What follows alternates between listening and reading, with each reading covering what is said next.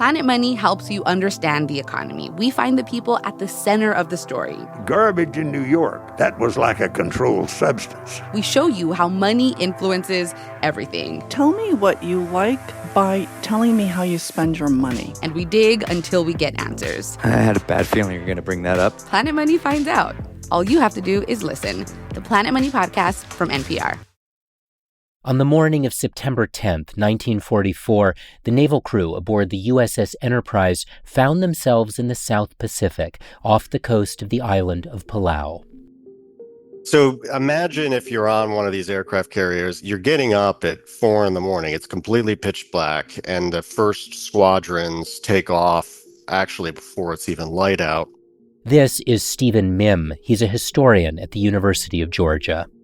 The pilots and the crews are getting up, they're having breakfast, probably bacon and eggs, and you're in the tropics. You know, it's hot and it's humid, but it's a beautiful part of the world. Where were we in the chronology of World War II at that point? 1944 finds the United States mired in a brutal series of campaigns of island hopping. The game plan had been for the United States to begin recapturing islands that would serve as bases that would slowly roll back the Japanese Empire and ultimately lead, presumably, to an invasion of Japan itself. On that particular morning, there was a plan already in place to invade the island of Palau, and that would become known as the Battle of Palau. Ultimately, it would become one of the most grueling and frankly gruesome battles of World War II for the Americans. It would become the place where the Japanese actually began to introduce a strategy to fight invaders of these islands in a fight to the death, where there was a desire to impose as many casualties on the Americans as possible. But the crew of the Enterprise knew none of that as they ate their breakfasts and got ready to board their bomber planes. Bombers, primarily something known as Grumman Avengers, which are these lumbering beasts of planes that were the largest single-engine aircraft flown by any side in World War II. And the pilots used to joke that they would fall faster than they could fly because they were so ungainly, but they had an enormous payload capacity. They could carry a 2,000-pound torpedo, which could do enormous damage. A single torpedo like that could sink a Japanese aircraft carrier, in fact, did in previous sea battles. So these were very lethal weapons, but actually at the same time very vulnerable because they weren't as fast and as maneuverable as, say, a fighter plane. That morning, on one of these Avenger planes, 3 men boarded. Anthony Di Petta, who was the son of a Sicilian immigrant from Italy, from New Jersey, grown up in fairly difficult circumstances. I wouldn't say poverty, but pretty close to it. You had Wilbur Mitts, who was someone whose family had, during the Great Depression, moved to California, kind of a classic tale of moving to a better place, and had been a Golden Gloves boxer. Very interesting guy, lived near Monterey, California. And then piloting this Avenger was Jay Ross Manown, who was the scion of a fairly prominent local family in the Shenandoah Valley region of West Virginia, who had been a pilot before World War II. And when war broke out and Pearl Harbor was attacked, he was immediately thrown into combat. Manown in particular had flown many missions. This is not someone who was remotely inexperienced, and he had participated in some of the major battles of World War II already. Manown was in charge of that particular contingent of planes. In other words, his plane was the lead plane. It was a conventional takeoff, and the weather was good.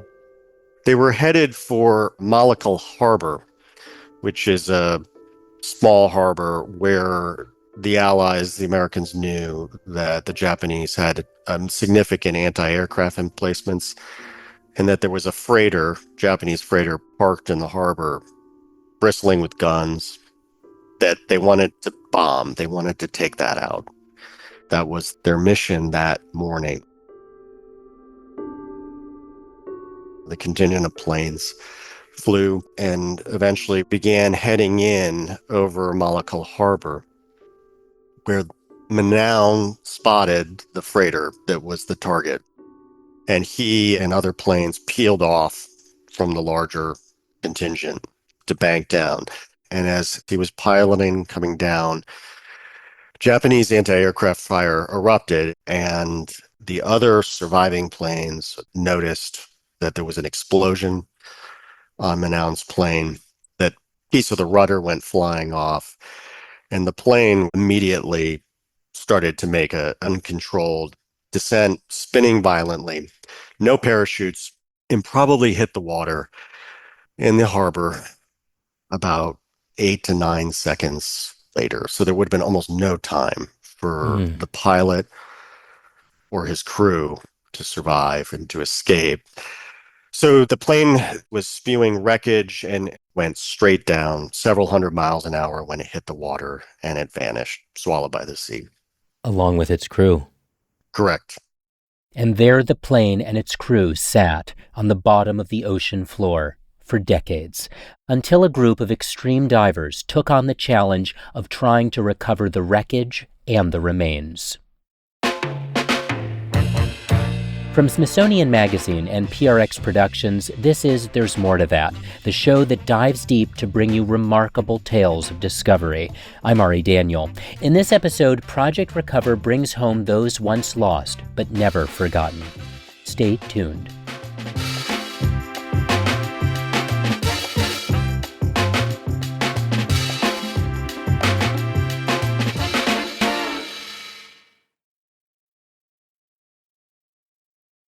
After the war, the United States government, the military, sent groups of mortuary units, basically, to come and reclaim anyone who had died and to find people who went missing. And it was at that time, by 1947, that they concluded that Manown and his crew were MIA, missing in action, and they were declared unrecoverable. In other words, there would be no finding the bodies.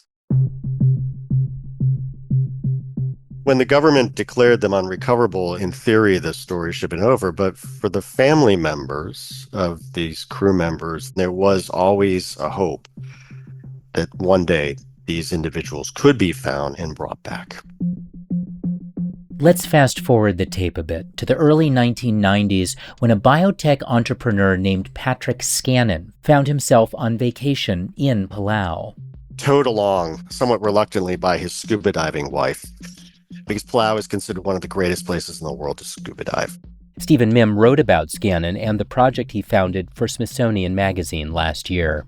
It also, not surprisingly, has many Japanese wrecks that people like to dive on. And if you go to the island today, the wreckage is everywhere. There are burned out tanks, anti-aircraft emplacements, you name it, it's there. Amazing.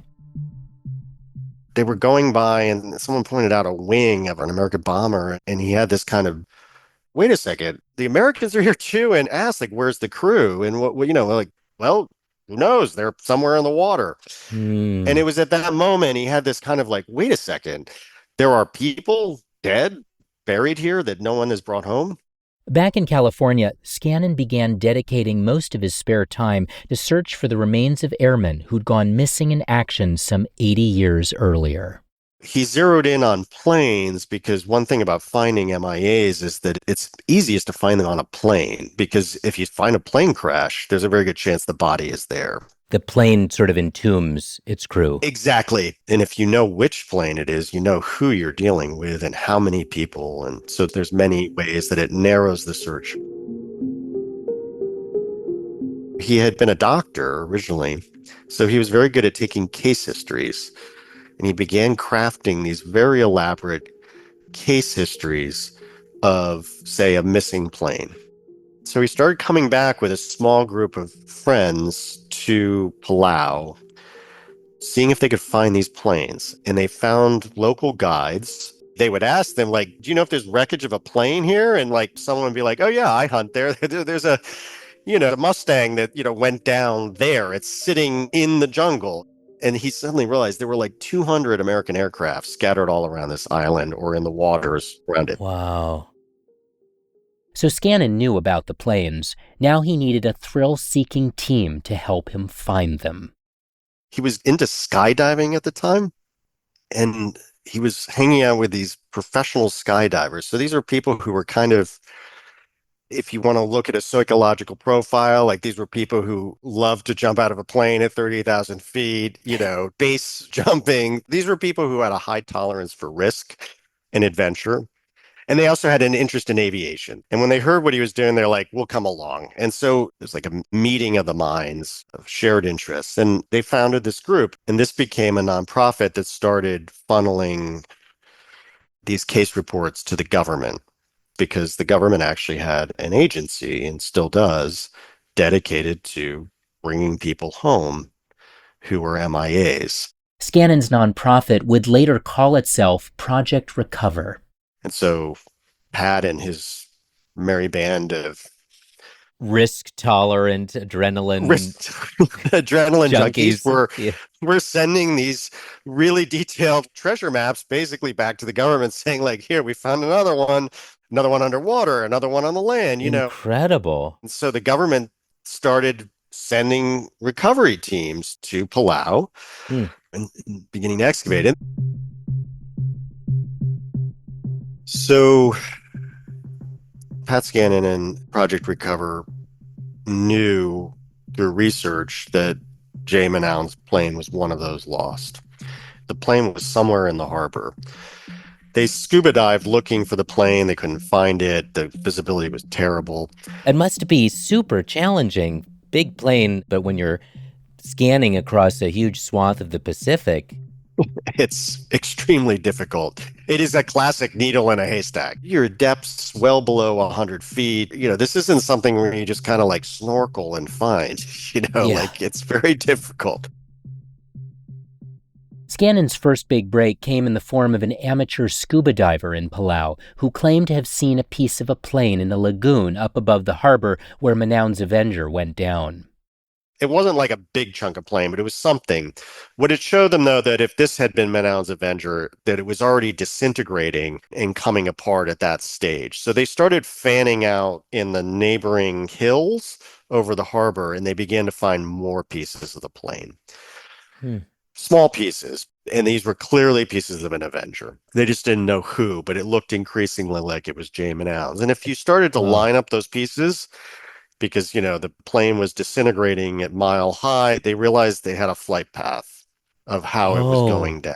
They could figure out its trajectory based on the debris path. Exactly. So they started scuba diving again. But they still couldn't find anything. And then another break while in Palau.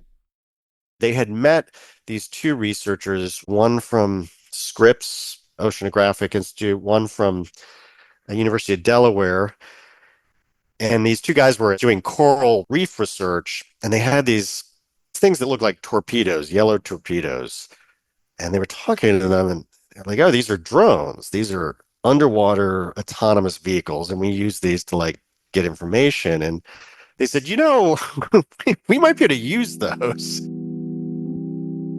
So they brought the drones to Malakal Harbor, and they started, if you can imagine these things, they're 5 feet long, and they have side sonar, so they're scanning the seabed.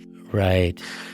And they started running this drone like a lawnmower, back and forth Amazing. Along the presumed flight path. And I believe it was March 2015. The thing is, it's deferred gratification because, you're doing this, and it's not like you've got the drone and you're looking at it's not a real-time readout. No, it has to be beamed back to the University of Delaware. So this data is going halfway around the world back to the researcher. The researcher's pulling up the sonar scans. It was this morning, though, that morning sonar scans, they're wait a second, that looks like a propeller.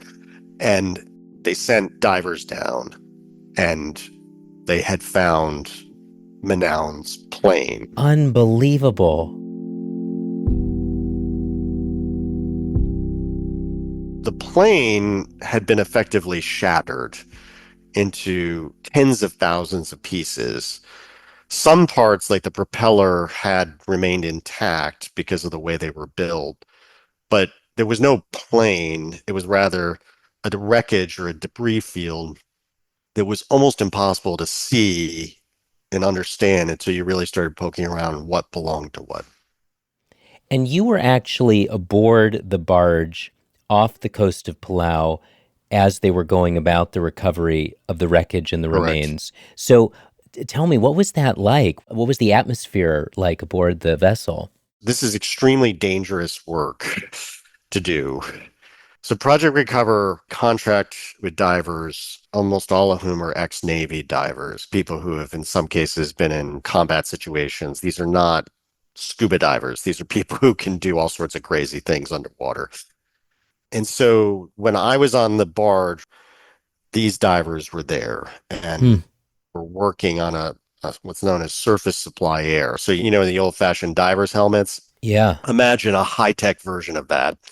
Groups of them going down, working on this recovery. And that just makes them more limber, so they don't have that big tank on them. Exactly. And they can stay down longer. Of course, they have to do decompression for a very long time. It's a very involved process, but the atmosphere on the barge is dominated in part by these divers who are hilarious and profane and colorful characters, but also incredibly good at their jobs. It has a kind of quasi-military feel to it because of all the safety protocols, of all of the kind of very strict regimentation about how this happens and the precautions you take to ensure that, frankly, no one dies.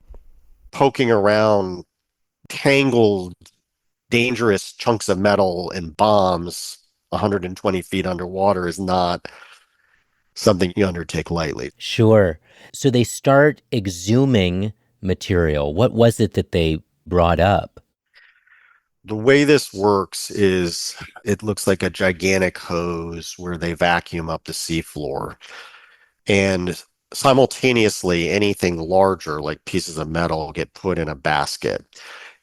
If you're on a barge, a recovery barge like this, you actually see all this happening in real time because all the divers have video cameras and audio on their equipment. So there's screens showing you what's going on 120 feet below the surface.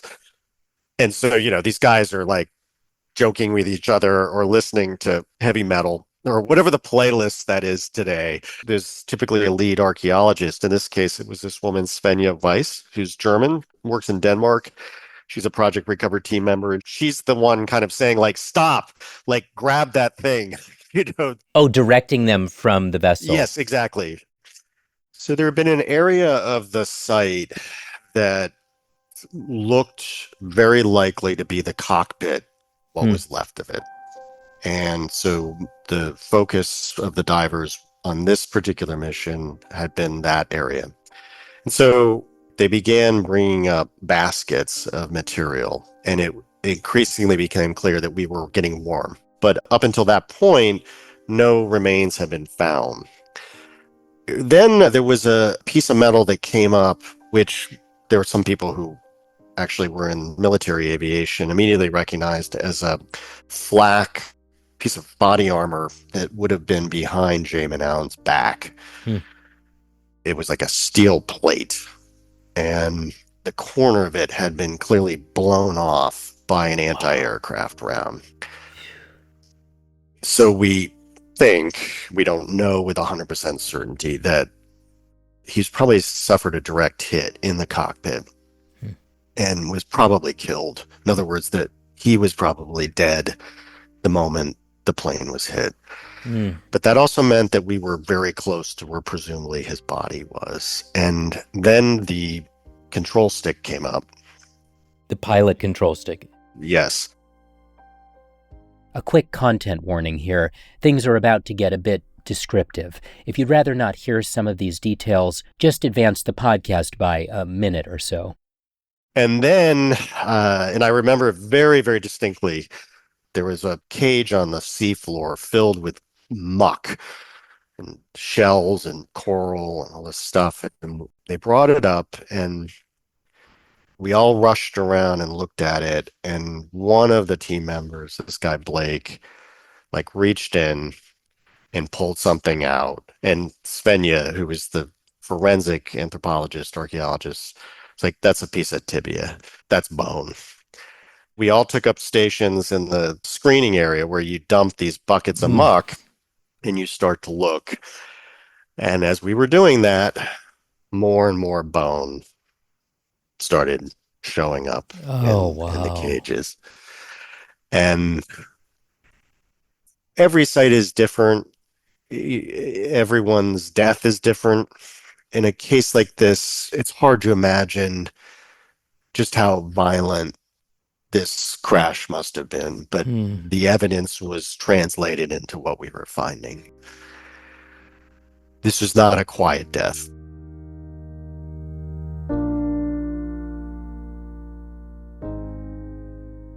Even though Project Recover strongly suspected these remains belonged to Manown based on how and where they found them, they needed definite confirmation.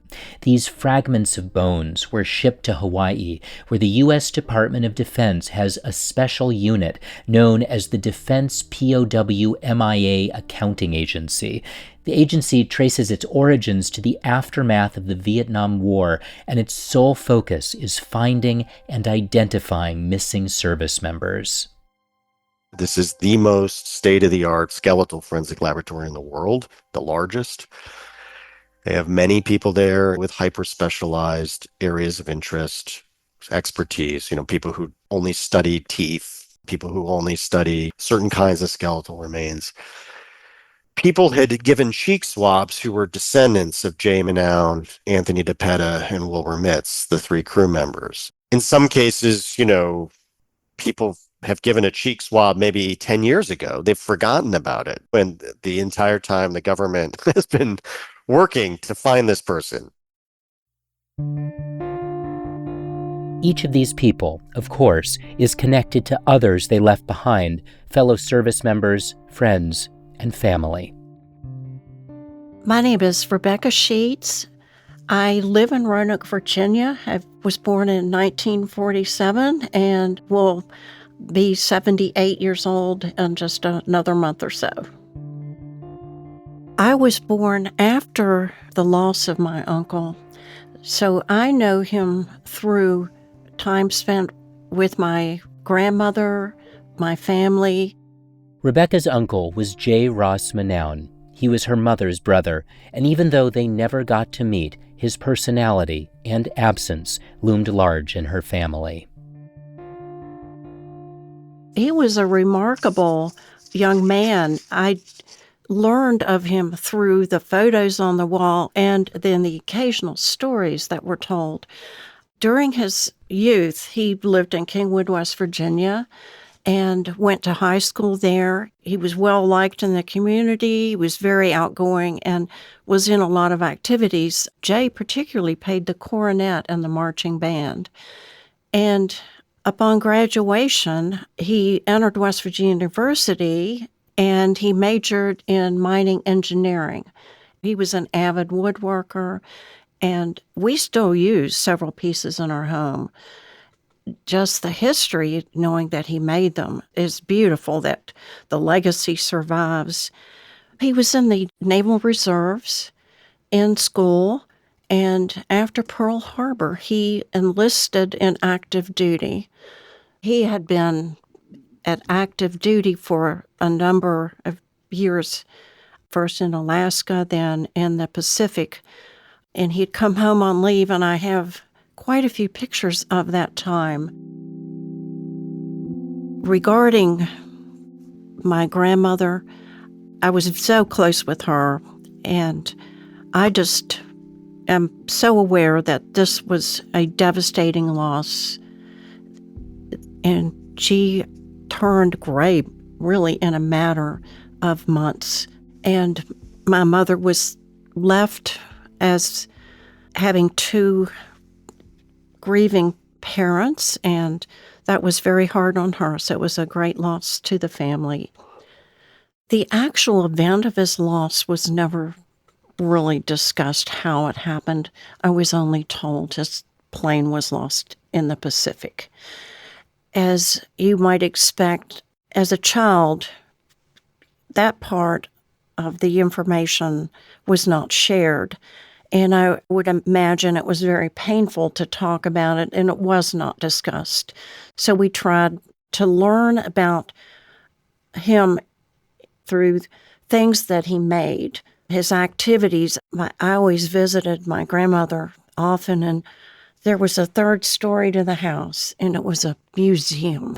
My brother and I used to go up there, and there was this trunk in the attic, and my grandmother told us that it had Jay's uniform in it and his military sword. And we were told we could look at the sword, and she showed us the uniform, but we were not allowed to really disturb that. Rebecca says the bombing of Pearl Harbor motivated her Uncle Jay to enlist. At this particular time in our history, there was a high amount of patriotism. My father was also a naval aviator and knew Jay Manown. I grew up with a lot of respect and appreciation for our freedoms. When I spoke with Rebecca, she brought along a photo album full of memorabilia. Is there a photograph in particular that stands out to you that shows your uncle in the way that you think of him? The one most special to me is including my Uncle Jay Ross Manown, Lieutenant Jay Ross Manown, with his crewmates, Anthony Di Petta and Wilbur Mitts. There are three of them in front of the plane. What do you like about that photograph? This is the photograph that alerted me that the plane had been found, and two of the members of the crew had their military services, and they were still searching for my uncle. So this is the photograph that is most special. The photograph was the one published in Smithsonian magazine alongside Stephen's reporting.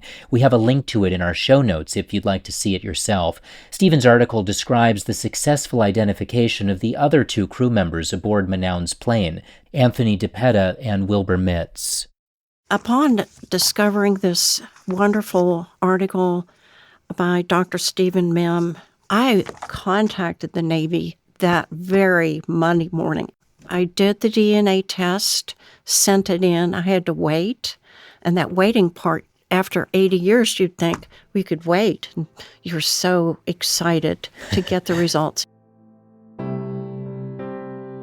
1 month later, I receive a call from the Navy chief, and she informs me that I'm a DNA match. Meaning that the remains did indeed come from Lieutenant Jay Ross Manown.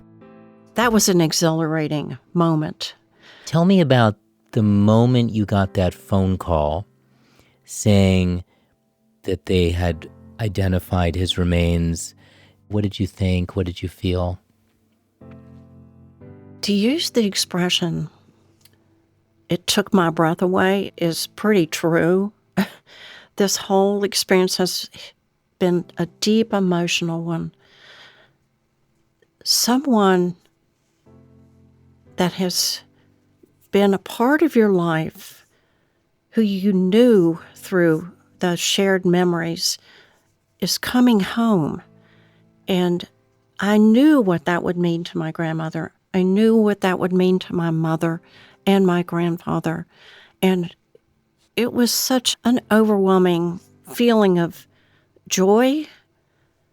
We were calling all of our family and sharing this story. People we hadn't talked to in years were calling. People I hadn't met. The connections are so amazing. Two Navy chiefs visited my home, and I was joined by my brother. They presented the case of how the DNA is compared and matched, and that we will set up the military service. Can you tell me about the ceremony and how that unfolded? This was the end of September of 2024. The military service we decided to do in his hometown of Kingwood, West Virginia, where he grew up and where my grandparents are buried. We had the option of some other possibilities, Arlington, of course, but I wanted to bring him home. I wanted to be with family and joined by the others that had remained in the community. And I'm so glad I did. I think it was the perfect opportunity. There was a flyover that was conducted after the ceremony in the parking lot where the 3 aircraft fly into view, the jets, and there's a breakaway, they call it the fly-off, where the missing member disappears from the formation. That was a very beautiful thing to see. Project Recover had many representatives there, including the founder, Pat Scannon, who presented me with a flag that was flown in the island of Palau. Relatives of the other 2 service members who served aboard the Avenger with Jay Manown were also in attendance. One of the highlights of this ceremony was meeting the nieces of Anthony Di Petta and Wilbur Mitts. Diana Ward is the niece of Archie Mitts. He was called Archie. And Suzanne Nakamura is the niece of Anthony Di Petta, and she's from New Jersey. This is rare that you get the whole crew brought home together to stand with the nieces and join our crew members together. It was wonderful. Jay was the last service member to be identified and brought home. And I stood in my grandmother's shoes when I did attend this service. I was representing my family, my mother, my grandmother, and I knew how much and how deeply grateful they would be for this outpouring of love and for this beautiful service. Finally, there's closure because throughout all these years, there was never a ceremony. There was never a grave. And it was an open wound in some ways. There was a great deal of sorrow. But now this is a moment of joy to bring him home and to know how much love has gone into this. World War II is actually the place where most American MIAs were lost, upward of 80,000. Stephen Mim again. Really tells you something about the scale of the losses that the United States sustained in that conflict. It dwarfs all the other modern conflicts that the United States has been party to. So explain to me the importance of recovering the remains of U.S. troops 80 years after the end of World War II. Is it to provide families with a kind of closure? Does the military learn something about how the battle was fought? There are multiple motives, one of which is that the kind of creeds of each of the services emphasize that if you fall in the field of battle, the government will come for you. In other words, that they do not forget you. Mm-hmm. This is a delivery on a promise built into the armed services that is somewhat unique to the United States. But there are other motives as well, and one of which is that the closure that it provides for families is hugely important, obviously. And it's a closure that, as the Manown story attests, it spans generations. I've seen this with all 3 of these crew members, actually, about how it affected the families.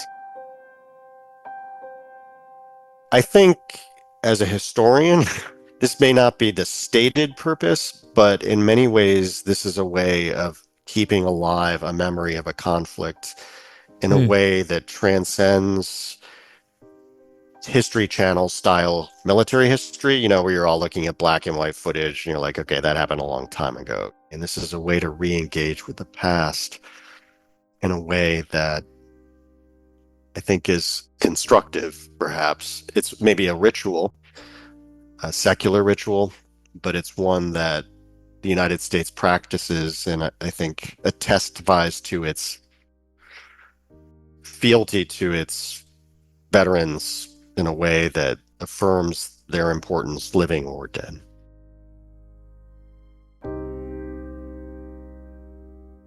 Rebecca Sheets would agree with that idea. To her, the special meaning was captured in a photograph taken of her the day of the memorial. At the conclusion of the service, we were seated at the cemetery, and I was presented the flag by Admiral Robinson, and I was sitting right next to my grandmother's stone, and I put my hand on her stone, and I said, "He's home." And that was a photo that I think is one of my favorites of the service. And when you think about the future, what does it mean to you to have your uncle back with you in a way for you and for your family going forward? Well, as I have reminisced and reflected, I believe we have been given a gift that few others experience. I have seen a community come together. I have been rejoined with family that I had lost touch with, and we are planning a family reunion, hopefully this summer or early fall, to get the family back together so those that are living elsewhere can meet their cousins and can relearn their roots. I want to thank Project Recover. I want to thank the U.S. Navy. I want to thank the DPAA MIA Accounting Agency for making this possible. I just have such gratitude for all that have helped. Rebecca, thank you so much for your time. It was really nice to talk to you and to hear more about your uncle and this story. So thank you so much. I appreciate it so much. Bye. Bye-bye. To read Stephen Mims' reporting about Project Recover and to see photos of some of the people we talked about in this episode, visit smithsonianmag.com. We'll also put a link in our show notes. There's More to That is a production of Smithsonian Magazine and PRX Productions. If you like this show, please consider leaving us a rating and review on Apple Podcasts, Spotify, the iHeartRadio app, or wherever you get your podcasts. We'd really appreciate it. From the magazine, our team is me, Debra Rosenberg, and Brian Wolly. From PRX, our team is Jessica Miller, Genevieve Sponsler, Adriana Rosas Rivera, Sandra Lopez Monsalve, and Edwin Ochoa. The executive producer of PRX Productions is Jocelyn Gonzales. Our episode artwork is by Emily Lankowitz, fact-checking by Stephanie Abramson. Our music is from APM Music. I'm Ari Daniel. Thanks for listening.